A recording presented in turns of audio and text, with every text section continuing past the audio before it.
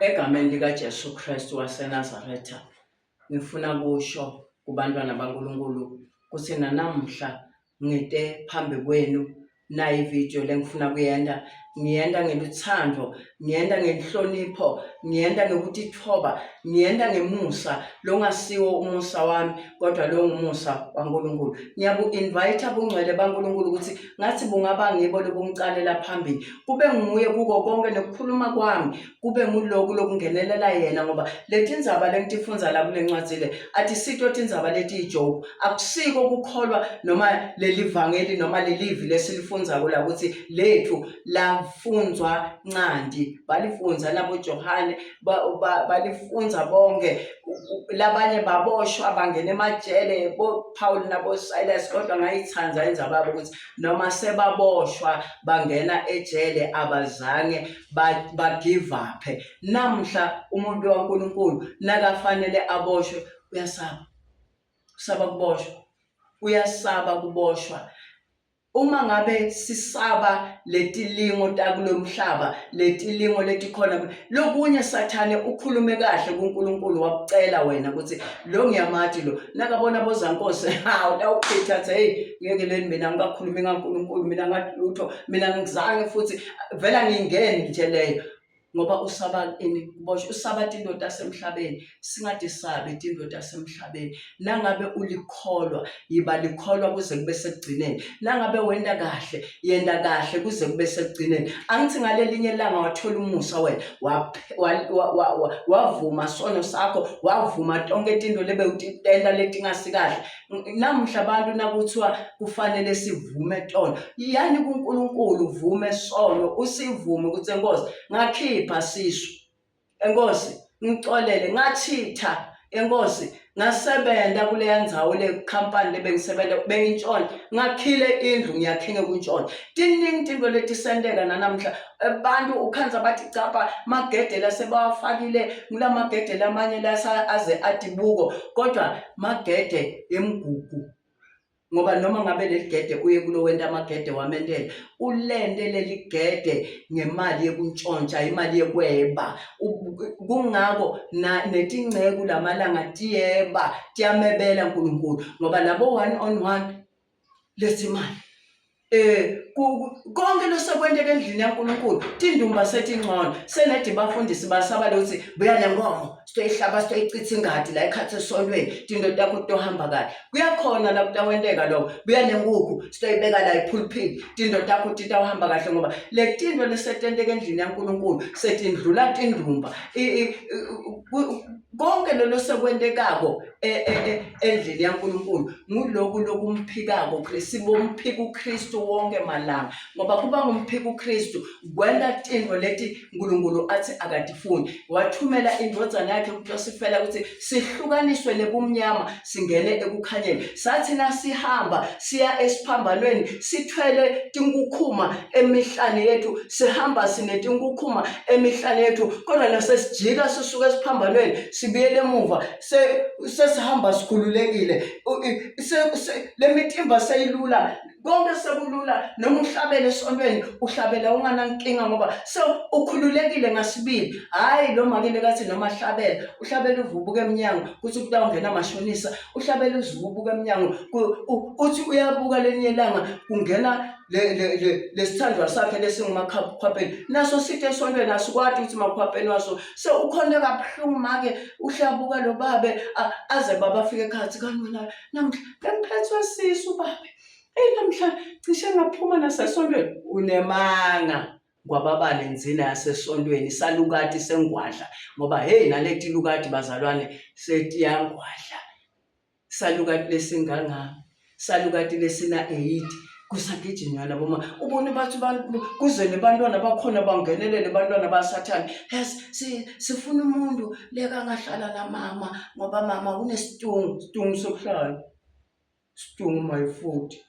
Stungu sani ngoba unani nibantwana bakhe, yini ningahlali namakwenu nicoce na kusifika khona ayongena ekamereni athi lalene, avuke kuseni kulungiswa lokwana lilanga liyashona kuyasa liyashona. Sidungu sekwentana, sidungu. Mfati unestungu, babe unesidungu. mzalwane nestungu. He, hambani naso esokweni, hambani nestungu senu. Sukana, hambani nestungu. Nalabantwana bestungu abahambe nabomakwabo labanestungu. Ngoba lapho make bafaka labantwana ngehloko ngoba sewubona indvodza lenemali sewufuna lo babe bantwana bami lo ngithandzana naye ngubabe lo nemabhizinisi lapha ngeshe ngoba abantwana ukuthi kuduka ukuthi musilaphani une-tavern, une-supermarket, kunetimpompi te-petrol, sitawusuka netimoto tababe la ekhaya lowashona siyothela mahhala lapha, sitawungena sinathe itshwala mahhala. Abafuni lutho endvodza mphini. Ubone umndeni umfati nemndeni wakhe bonke batongena ekhaya lapho, abafuni lutho, bafuna impilo le-soft. Uyayibona impilo le-soft na cheleta yada ching yada batakudla usale ngetingobho.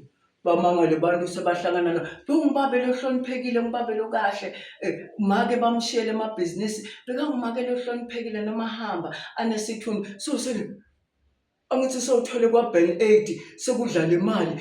Yeyi wena, hambe uyofa. Khuba wasathana, khuba wetinyoka nemadimoni yebumnyama yebungwadla yasemkhathini boJezebel. Hamba Jezebel, hamba uyofa, hamba esihogweni 17 hours. Lokhu kubanga emakhaya namhla akunakuthula emakhaya, akunaluthando emakhaya.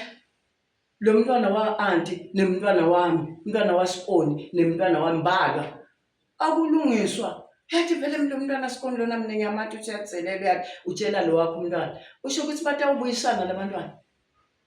Babelo omkhulu nababelo omncane vele abasikahle, vele mina ngivisisa indzaba yawo wakha khohlwa tindoda kadzeni. Ngifuna kufunza yona le ndzaba la kuze impilo utawukholwa, uhlale, uthandaze. Ngifundzile incwadzi yaSamuel ayogqoba David, uthi uNkulunkulu hamba uyongcobela inkosi kaIsrayeli, hamba endlini kaJese uyongqobela ulofunwa inhlitiyo yami ngoba Sawula ngimalile, nami nawe Nkulunkulu utasala. Solo sibanga msindo sithandaza kodwa kahle sihluleka ukukhohlwa tindoda kadzeni. Solo ungena nemagqubu uze uyonza ngoba le nhlitiyo yakho ungathi uyamkhumbula Sikoni yashaya, ungathi uyamkhumbula makhelwane yashaya.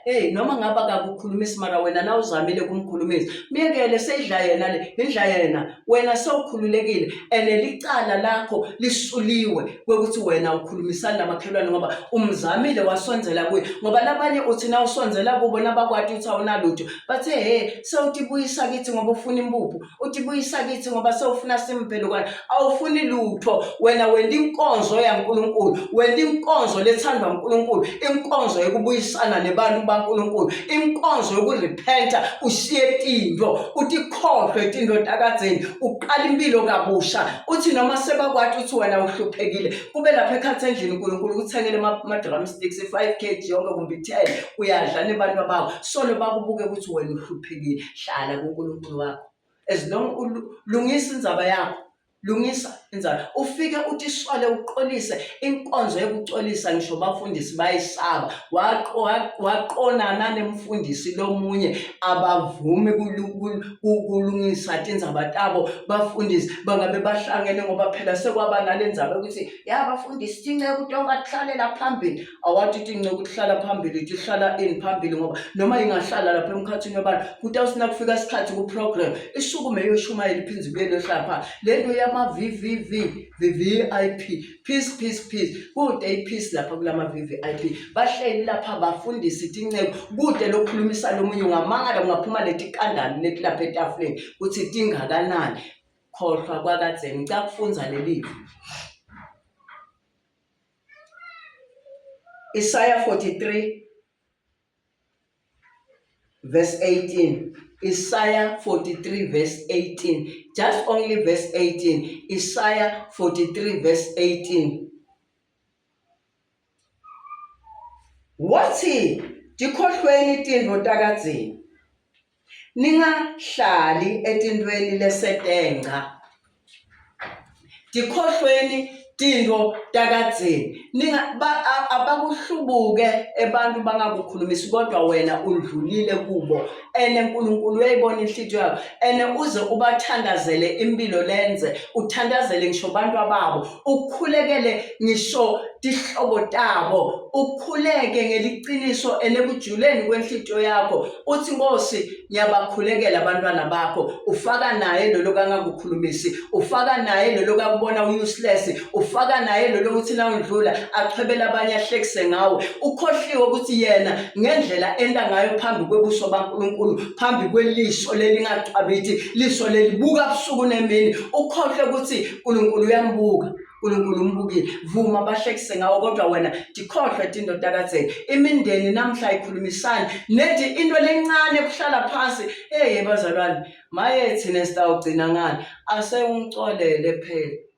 asindlulise phela lokwa nalokwa yekela tinto takadzeni utikhohlwe vuma abantu bachubeke netinto tabo leti badlako bathi noma balele baphaphama babone ngathi umeqeleni kwabo kani awukho wena ulele buthongo nawe ekhaya lakho kodwa bangalali abantu ngoba bacabangana nawe wena wena ingadi yabo ayisabitwa kuwe ngoba wena insando yaNkulunkulu uyendile yenda insando yaNkulunkulu ubese uyadikhohlwa tonke letinto uyadlula uthi noma uhamba ugace kwesikhwanyana sakho uhambe ukhululekile awusihamba sikhululekile sihamba sikhululekile sala awusasale golgo hayi labazalwane banamhla bathi sihamba sikhululekile awusihamba sikhululekile ugidza nato tila emahlombe akunakukhululeka nasi tinto tonke takadzeni tila emahlombe yakhe kude noma thandaza umthandazo wakhe uyahakeka kafike ugcine naye ufika ku-amen ngoba uthwelele tinto mara nasekacula athi sihamba sikhululekile icalwa nguye lo lokuthwela umthwalo ekhathi esonweni athi uhamba akhululekile akukho ukukhululeka khohlwa kude dikhohlweni tinto takadzeni nicale tinto letinsha mina ngithi khohliwe takadzeni ngisho umndeni wakithi nanyalo nje ngisuka khona ekhaya bekunetimo tokuthi besishonelwe ngubaba singcwaba sathi nasicedza ngathi dikhohlweni nami ngidikhohliwe nani leningilimatile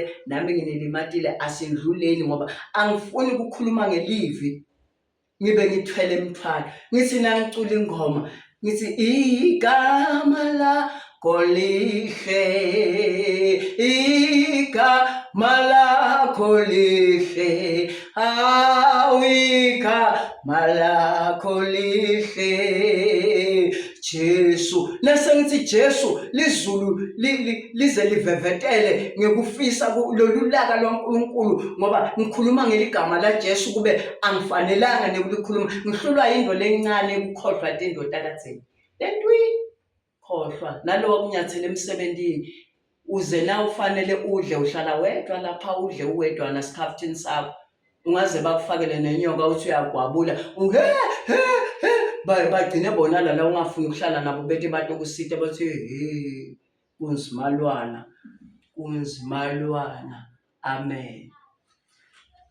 amen hallelujah amen hallelujah